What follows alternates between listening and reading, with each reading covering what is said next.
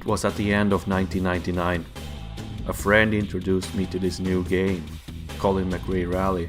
I had never played any rally games before or had any real interest in rallying, but this got me hooked right away. It was fun and it felt real to me. Shortly after, I got the game for myself. I wasn't very good at it though.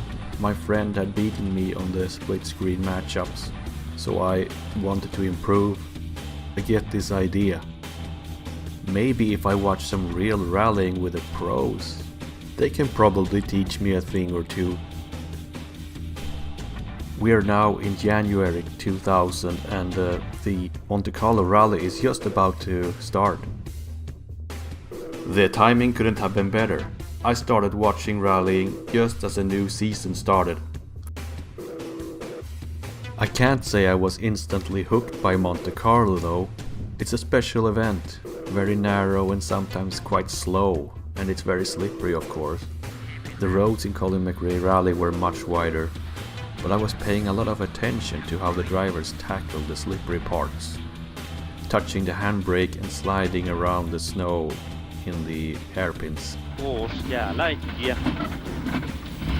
Sitten on jäätä tästä loppuun asti. Jäätä koko ajan poikki.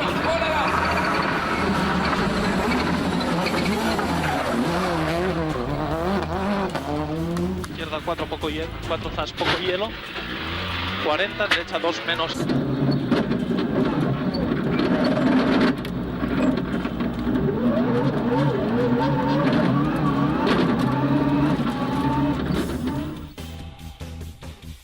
Right away, I got introduced to mechanical issues. The Subaru of Richard Burns and all the Peugeots didn't start after a cold night. Mechanical issues played a huge part in winning or losing a championship at this point. For me, the 2000 season is very special, probably due to the novelty of how I discovered rallying. But it also seemed like everything was firing on all cylinders now. There was this excitement in the air, and I think everybody could feel that. One important factor around this time was the cars. Do you see any pattern here? Most of them have distinct colors. Red Mitsubishi, blue Subaru, yellow Seat, the boldly shaped Focus, etc. Every car was different. Colin was the guy I followed. I didn't really know much about him, but his name was on the game, so that's what I held on to. Colin had some pretty difficult years before 2000. 99 was a disaster, and 98 was a pretty big disappointment, considering mechanical issues robbed him from a chance at the championship. Same in 97. Coming into 2000, I think it had probably been one of the lowest points of his career at that point. But he was still in his peak and was probably the quickest guy in the championship. Both him and Carlos in the new team should have been the best combo of the year, but it never really happened, did it? It was like the car was never ever quite good enough. But closing fast was Britain's Colin McRae, who overcame a day and a half of niggling technical problems to set fastest time on the second to last stage.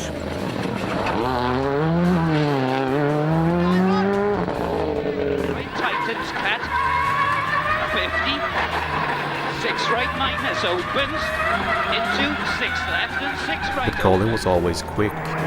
Fastest through the stage was the now fired up Colin McRae, on a charge with first Gardemeister and then his teammate in his sights. 2, 3 left. And slow 3 right opens.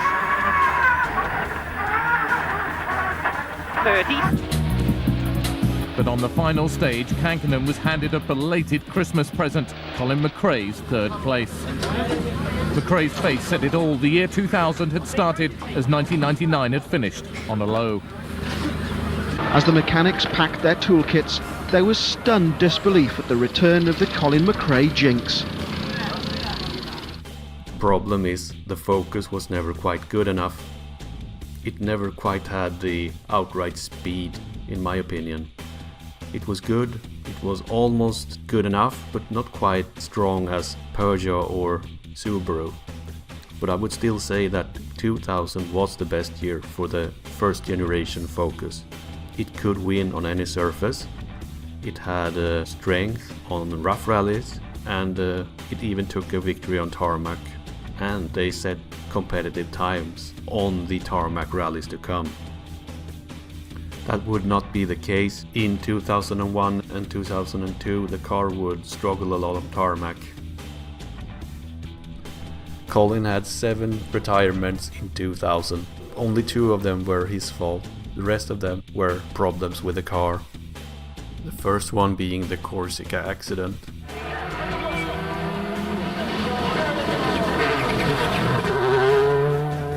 Going into stage 10, Colin McRae was 4th on the road and on course to take the lead in the championship.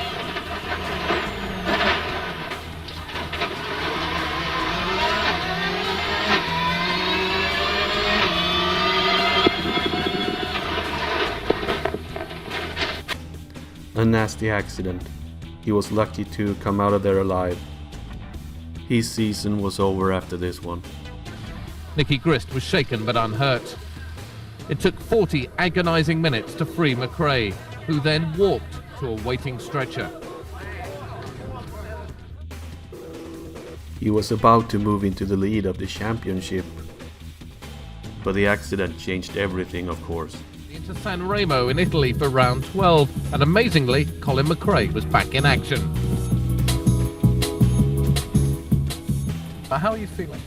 Good, better than I thought anyway. I mean, it's almost normal. There's a bit of a sort of pain in the left side of my face and a bit of discomfort in the shoulder, but I'm sure there's going to be no difference in my performance. Certainly physically I feel good. You know, even if I was 80% right and I could drive the car, I would be here. I've got to be here. It's the championships at stake. There's 3 rallies to go. And I've got a very good chance to win the title. Credit where credit is due. Colin fought really hard on this rally and set some pretty decent times considering. Problem was he was a bit uneven, so the final result wasn't that great. He could have been and should have been much better. But did he ever truly come back from this accident? I don't know. He was still very quick in 2001, but it seemed like he was on a downward slide. It seemed like his heart wasn't quite in it anymore. I think all the disappointments were starting to take its toll on him, and the accident was another piece of that puzzle.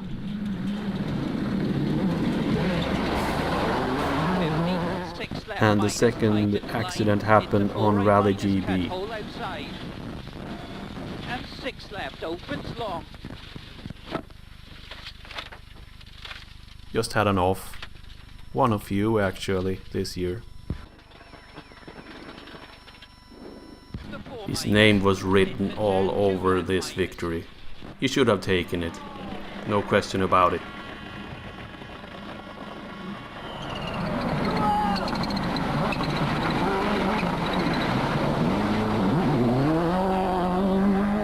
Richard had to win this rally, so he was fired up and going all in. Colin was actually matching and beating him on the stages.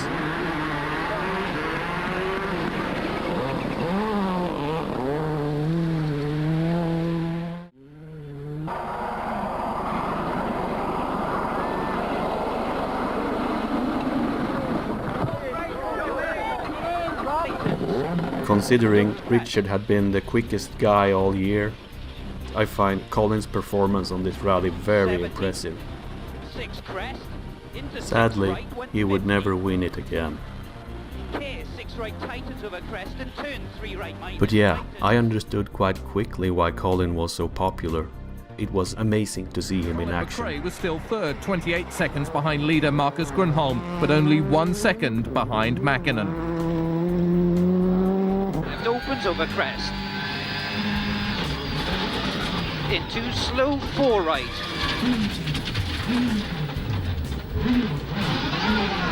I think you're going to keep it tidy. Slow 4 right, into 6 Colin crest. would always look a little bit better than the rest. He always had a little bit more sideways, or a little bit more speed, or a little bit more crazy line.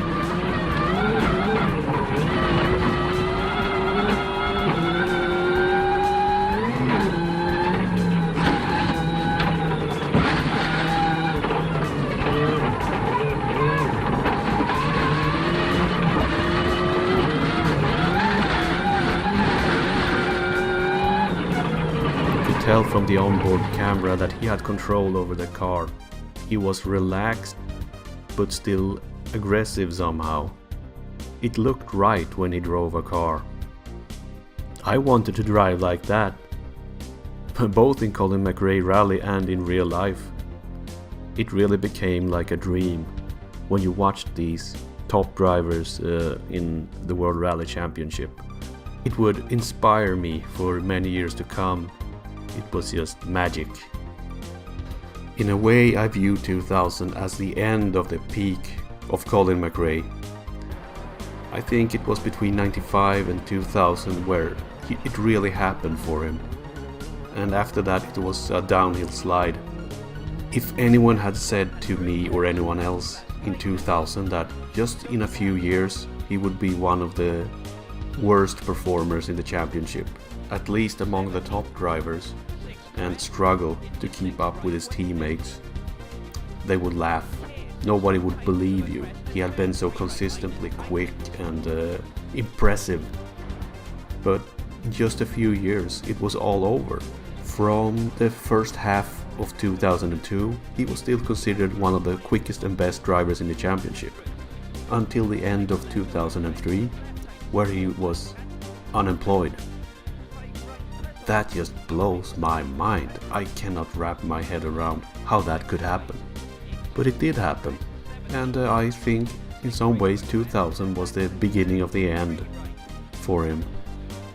And I think I will explore that in another video. The downfall is really interesting to me. I don't know about you. Would you like to hear about that as well?